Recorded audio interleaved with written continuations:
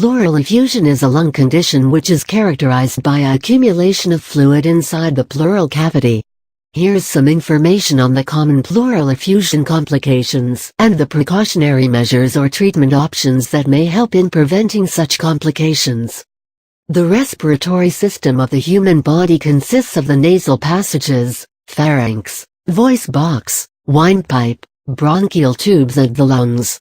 These organs work collectively so as to facilitate the process of breathing.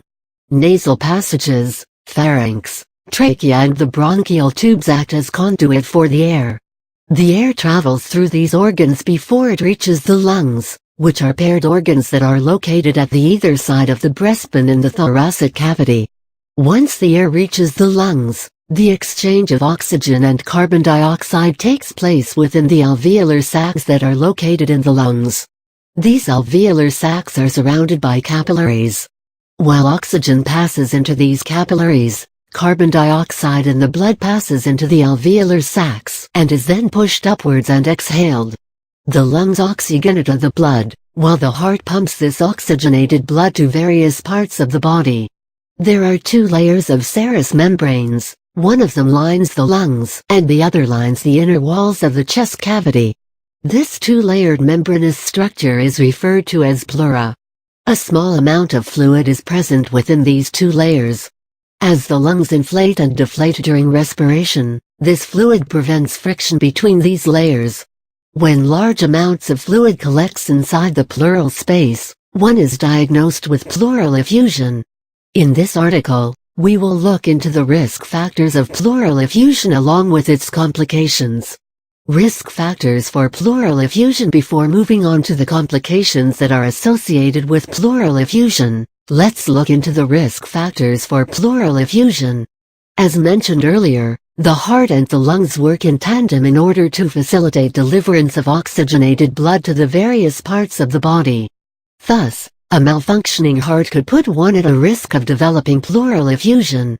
Congestive heart failure is one such condition wherein the heart's pumping mechanism is adversely affected. When the heart is unable to pump blood properly, blood may back into the veins.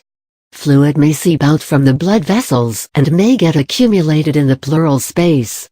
Low protein levels in blood can also increase the risk of pleural effusion. While leakage of fluid into the pleural space is referred to as transudative pleural effusion, leakage from blood vessels that occurs as a result of pleural inflammation is called exudative pleural effusion. Pneumonia, cancer, tuberculosis and lung infections are some of the conditions that may cause inflammation of pleura. Besides the symptoms that result from the underlying conditions, the symptoms one may experience due to pleural effusion would include rapid or labored breathing, cough, chest pain, fever, hiccups or shortness of breath.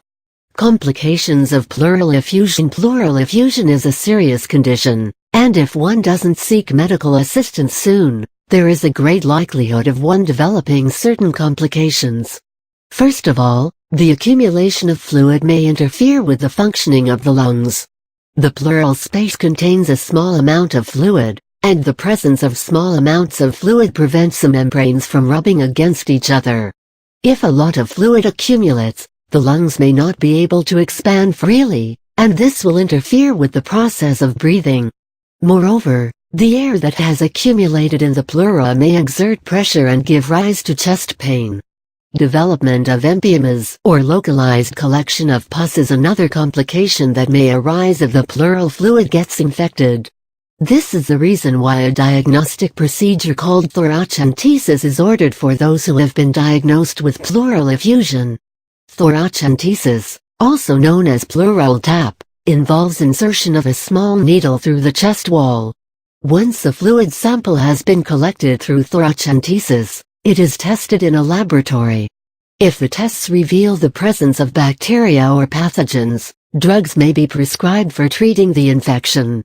Though thoracentesis is a useful diagnostic tool, complications may result if the needle is not inserted in the right manner. Great care must be taken while inserting the needle.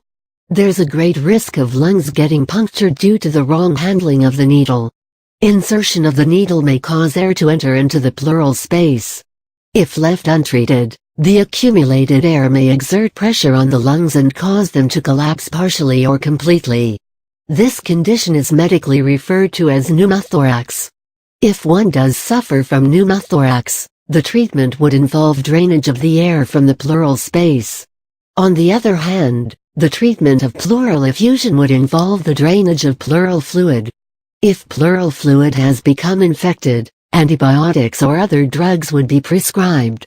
The presence of cancerous cells in pleural fluid is medically referred to as malignant pleural effusion.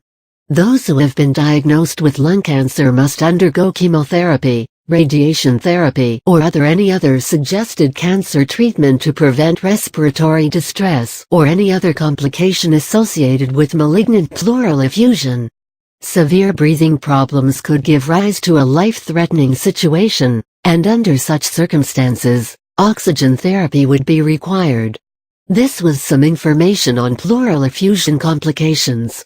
The lungs are definitely the most important respiratory organ, which is why coughing, breathing problems or other indicators of poor lung health must be taken seriously. Medical attention must be immediately sought by those who experience such symptoms. A timely diagnosis and treatment can help in averting a medical crisis.